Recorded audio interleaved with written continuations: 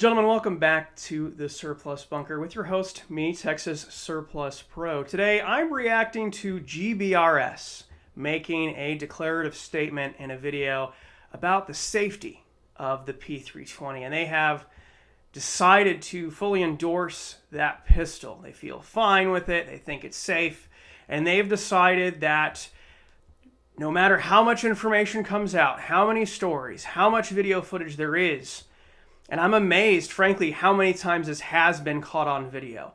Because there are undoubtedly many cases, as I've pointed out, where the P320 has had issues. It went off, nobody got hurt, and that person simply shelved that firearm and never mentioned it. Never reported it.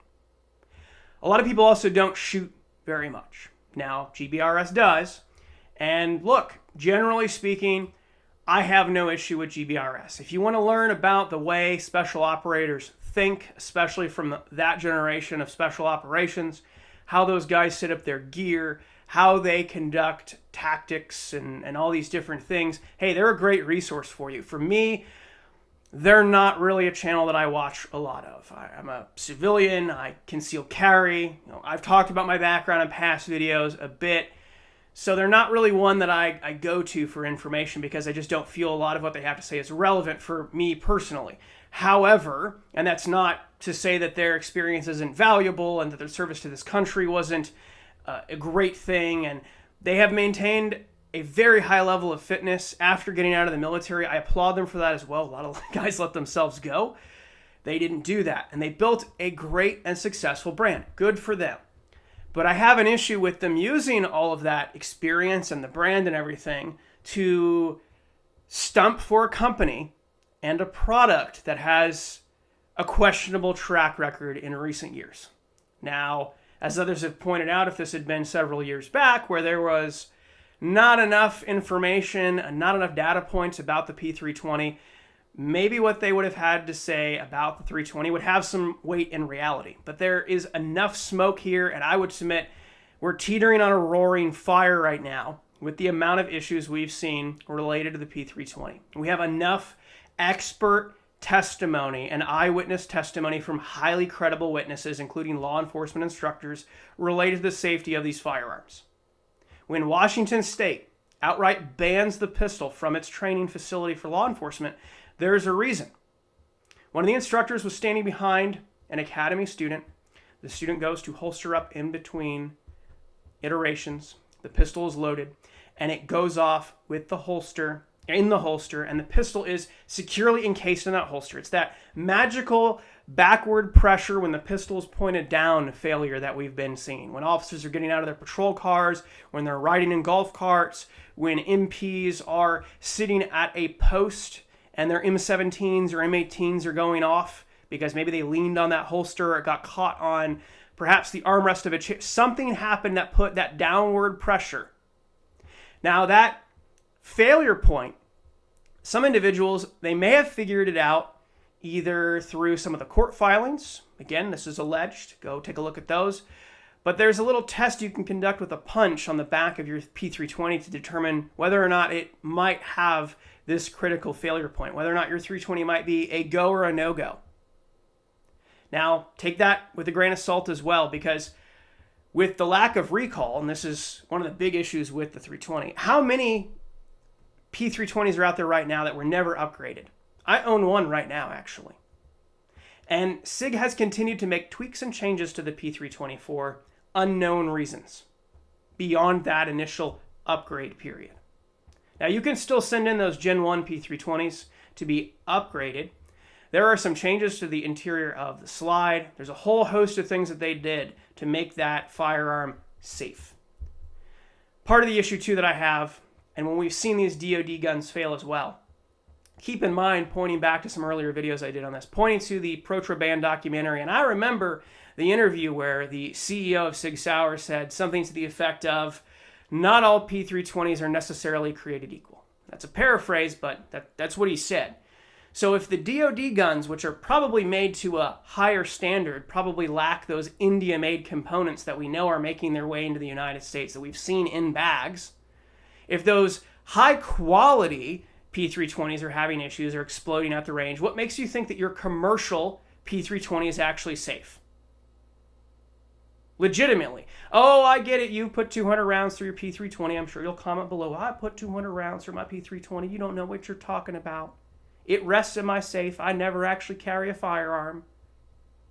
When professionals are having these problems, when academies are banning these. Now, contrary to what most of the internet believes, turns out police officers actually do shoot quite a lot. At least a good number of them do. It turns out a portion of them, believe it or not, are also gun people.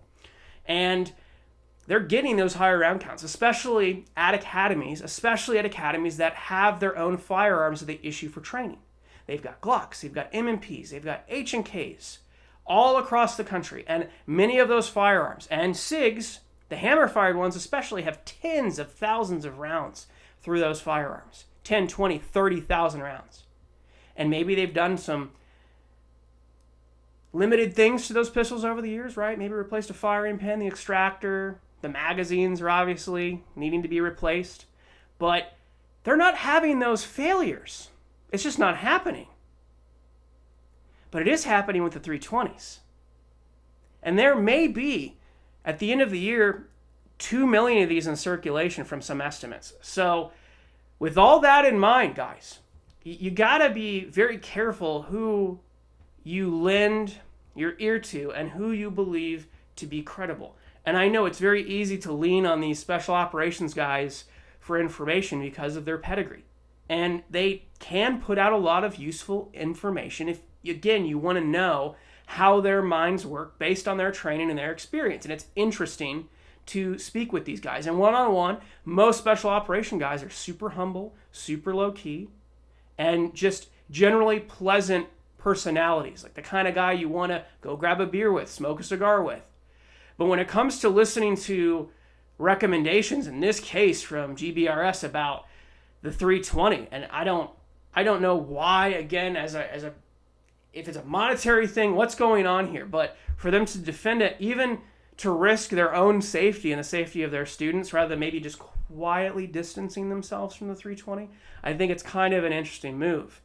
With all the problems with the P365, with the issues from the SIG Spears, the issues with the predecessor to the SIG Spear, I've talked about that on this channel. I have a significant amount of rounds through some of the SIG rifle platforms that are out there, and they weren't good. There was an issue with that piston-driven SIG Spear, not the Spear, that came out before the Spear, and it was horrendous. I got to practice, and in one of my most viewed videos here, how to mortar an AR-15. I did that more than 4 times, I want to say, during training on those rifles. It was very, very alarming how unreliable those turned out to be.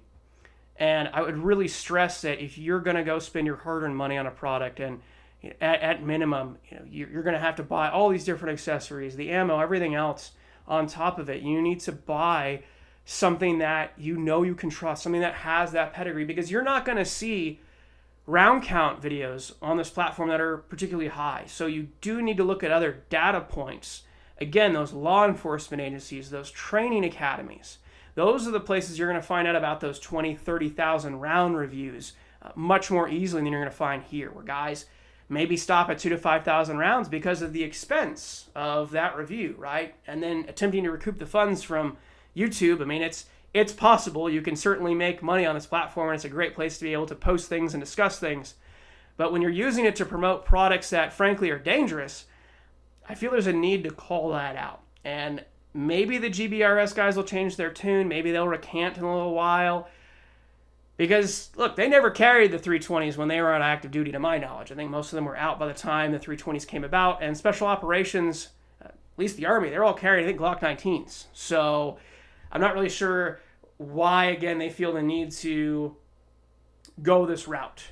And I think it's a massive disservice to their audience, a massive disservice to the firearms community to continue promoting a defective and a dangerous product and a company that has been running very, very poorly since this current CEO came to power. And a lot of shady things have been done behind the scenes in business dealings that would definitely make you question whether or not you'd want to carry something with the name SIG Sauer on it. Now, as I record this, I have my P365 on me. And as I've mentioned, I don't trust it. My intention is to replace it before year's end, hopefully within the next few months. and I will do a full review on the next pistol I will be carrying when I'm running about in gym clothes, more the leisure casual stuff around town.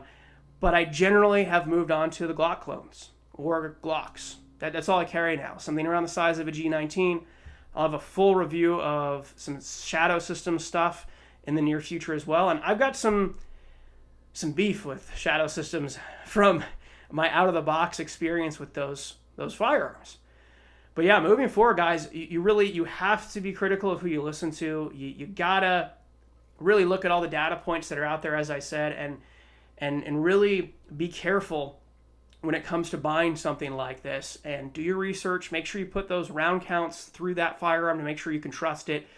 I would encourage you, and it's a major expense, once you buy a firearm, if you're going to carry it, you need to take it to the range, and you need to do a little mini torture test. 500, 1,000 rounds, that first outing.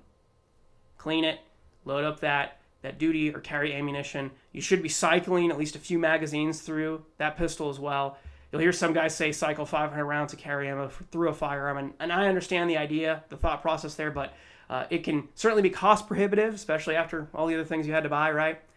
But going back to the 320, going back to all this, if you still carry one of these, I want to hear the reason and the justification behind it. Why do you still trust this firearm? Mine are Safe Queens right now. I'm not forced or obliged to carry it by anyone that I currently have worked for or currently work for. So it's not really an issue for me on that front, but some guys don't have an option. And there are some agencies right now working behind the scenes, I'm sure, to get rid of this, because we've seen this slowly happening. We've seen some agencies not long after adoption get rid of the 320 for a number of different reasons. And luckily they did so early enough to not have problems where officers were getting harmed or hurt by these pistols. And my concern really is the general public as well. Not only people carrying these, but people interacting with law enforcement, or maybe an officer's working off duty somewhere or on a traffic stop, and that the pistol just goes off and it hits a bystander, an innocent person. That for me was the reason that I retired my P320s. It was even less about my own safety, though that was a huge concern. It was about the safety of those around me, my family. I don't want a firearm that I'm uncomfortable with to be taken seriously as a duty firearm for my purposes. And I would encourage you to have an informed opinion around anything that you buy. Don't just buy it because you read one article or saw one video. Do some research, do some homework, look for all the positive reviews, and then look for those negative ones. Because for as many positive reviews as there are out there about a lot of products, you need to find the ones that aren't the infomercial, the ones that get into the nitty-gritty, the things that guy didn't like about that product.